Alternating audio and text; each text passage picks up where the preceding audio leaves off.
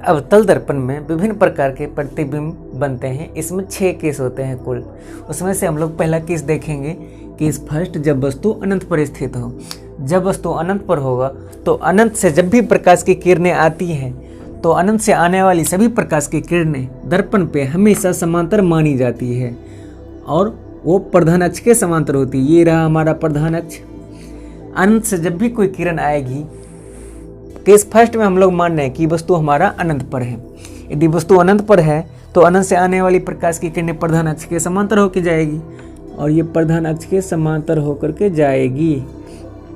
हम लोगों ने इसमें एक रूल पढ़ा था, यदि प्रकाश की किरण प्रधान अक्ष के समांतर होकर दर्पण पर पड़ती है तो परावर्तन के बाद वो मुख्य फोकस से होकर गुजरती है। ये इस प्रकार से गुजर जाएगी। वस्तु अनंत पर है तो अनंत से हम लोग 2 किरण कम से कम गुजार लेते हैं। पहला ये किरण, इसका नामकरण कर लेते हैं AB। दूसरा किरण यहाँ से गुजार देते हैं। ये दूसरी किरण, ये भी प्रधान अक्ष के समांतर गुजरी है।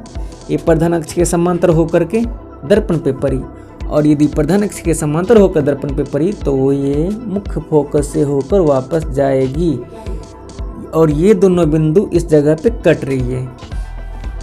और जहाँ पर परावर्तित किरणें आपस में कटती है या कटती हुई प्रतीत होती है उसी को इस वस्तु का प्रतिबिंब कहते हैं। तो हमारा प्रतिबिंब कहाँ पे प्राप्त हुआ? प्रतिबिंब, पहले तो स्थान देखते हैं।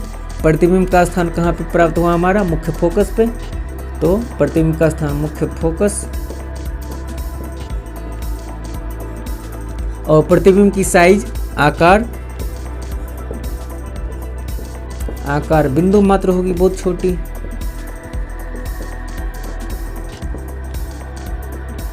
और अवतल दर्पण में बनने वाली प्रतिबिंब वास्तविक होती है। तो प्रतिबिंब की प्रकृति क्या हो गई? वास्तविक।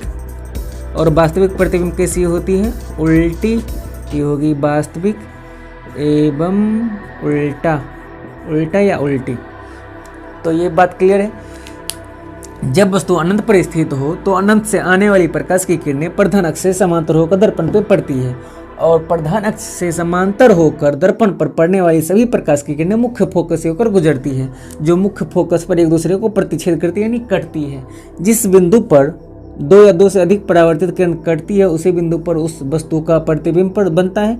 तो हमारा प्रतिबिंब यहाँ प्रतिबिंब का स्थान मुख्य फोकस हो गया और प्रतिबिंब का आकार बिंदु मात्र हो गया, यहाँ सिर्फ बिंदु मात्र है और इसकी प्रकृति वास्तविक और उल्टी हो गई। चलिए हम लोग बढ़ते हैं दूसरे केस की तरफ। अब हम लोग दूसरे केस को देखते हैं। केस नंबर 2 में जब वस्तु अनंत और वक्रता केंद्र के बीच हो। पहले केस में हम लोगों ने देखा था जब वस्तु अनंत पे हो। अब की बार हम लोग अनंत से थोड़ा अंदर की तरफ यानी वक्रता केंद्र से बाहर। तो वस्तु को यहाँ रख लेते हैं। ये AB नाम का एक कोई वस्तु है। अब हम लोगों को इसका प्रतिबिंब बनाना है। तो चलिए हम लोग आराम से इसका प्रतिबिंब बनाते हैं। सबसे पहले इससे एक किरण गुजार लेते हैं। प्रधान अक्ष के समांतर होकर के किरण दर्पण पर पड़ते हैं। प्रधान अक्ष के समांतर होकर एक किरण गुजार लिए। यदि प्रधान अक्ष के समांतर होकर कोई किरण दर्पण पे पड़ती है तो परावर्तन के बाद हुआ मुख्य फोकस से होकर गुजरती है, जो ऐसे लगभग आएगा। तो इसको हम लोग ऐसे गुजार देते हैं। ये हुआ परावर्तित किरण। ये रहा हमारा पहला किरण। इसका नामकरण कर लेते हैं AB तो है पहले से, तो इसका कुछ नाम रख लेते हैं AM हो गया। AM हमारा पहली किरण हो गई। अब दूसरी किरण गुजारते हैं। तो दूसरी किरण हम लोग ऐसे वक्रता केंद्र से होकर गुजारते हैं, जो कि आसान लगती है। तो दूसरी किरण हम लोग वक्रता केंद्र से होकर गुजार देते हैं। और इसमें एक रूल है, यदि कोई किरण वक्रता केंद्र से होकर दर्पण पे पड़ती है तो वह उसी पथ पर वापस लौट जाती है। ये वक्रता केंद्र से होकर दर्पण पे पड़ी तो ये वापस भी उसी पथ पे लौट जाएगा। ये वापस इसी पथ पे वापस लौट जाएगा। तो हमारा दोनों परावर्तित किरणें इस बिंदु पे कट रही है। जिस बिंदु पर परावर्तित किरणें कटती है वहीं पे उस वस्तु का प्रतिबिंब प्राप्त होता है। तो ये हमारा प्रतिबिंब हो गया, इसका नामकरण। और हाँ, प्रतिबिंब उल्टा बनेगा तो प्रतिबिंब हमारा बन गया इस टाइप का कुछ, यहाँ A' और ये B'। ये A' B' हमारा प्रतिबिंब हो गया। अच्छा, प्रतिबिंब का स्थान सबसे पहले देखते हैं। प्रतिबिंब का स्थान कहाँ पे है? वक्रता केंद्र और फोकस के बीच में। प्रतिबिंब का स्थान C एंड F के बीच,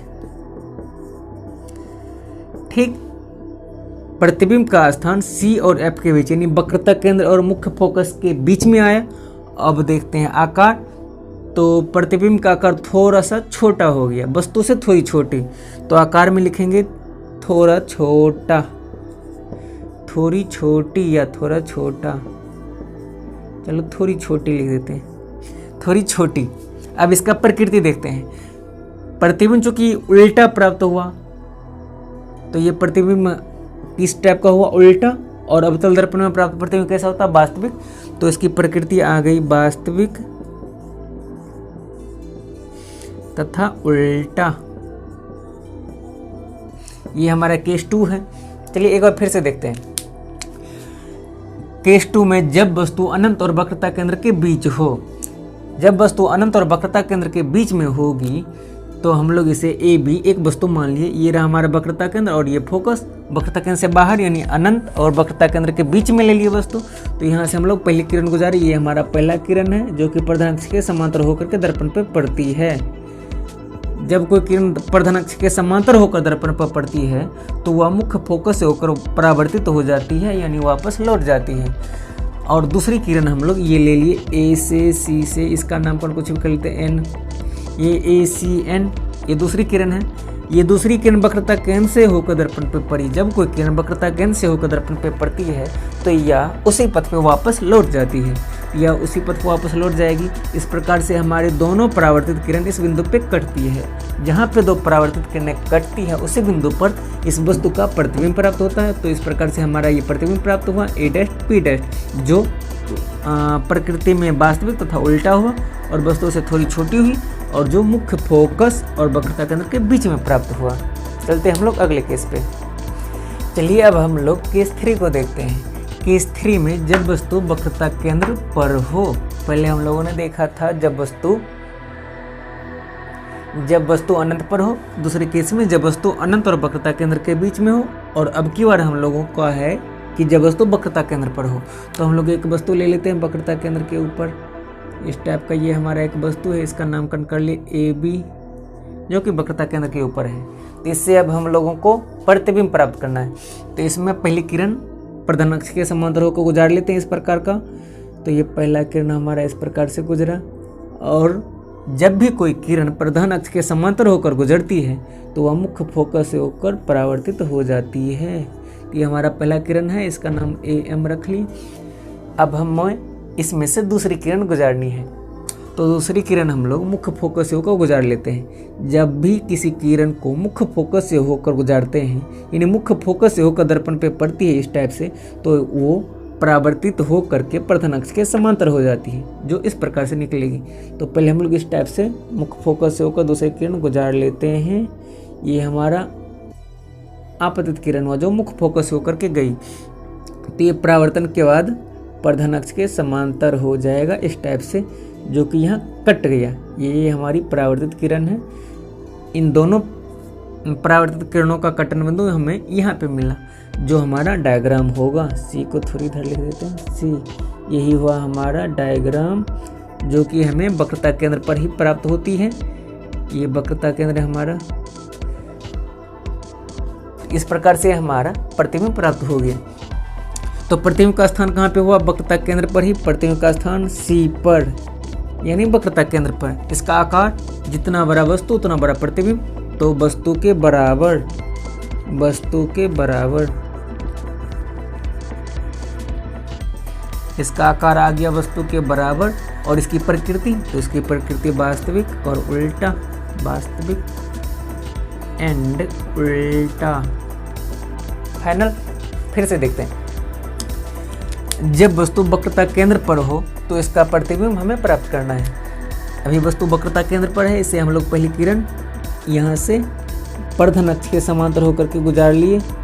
यदि वस्तु से निकलने वाली प्रकाश की किरणें प्रधान अक्ष के समांतर होकर दर्पण पर आपतित होती है तो परावर्तन के बाद मुख्य फोकस से होकर गुजर जाती है। तो ये हुआ हमारा परावर्तित किरण। और दूसरी किरण हम लोग मुख्य फोकस से होकर दर्पण पे गुजारे, यानी कि दूसरी किरण मुख्य फोकस से होकर दर्पण पे पड़ी। जो भी किरणें मुख्य फोकस से होकर दर्पण पे पड़ती है, परावर्तन के बाद वो किरणें प्रधान अक्ष के समांतर होकर परावर्तित हो जाती है, यानी अपने माध्यम में वापस लौट जाती है। तो इस प्रकार से हमें इन दोनों परावर्तित किरणों की कटन बिंदु यहाँ पे प्राप्त हुई और दोनों अपवर्तित परावर्तित किरणों की कटन बिंदु को ही हम लोग उस वस्तु का प्रतिबिंब कहते हैं। इस प्रकार से हमारा ये केस फाइनल। चलते हैं अगले केस के ऊपर।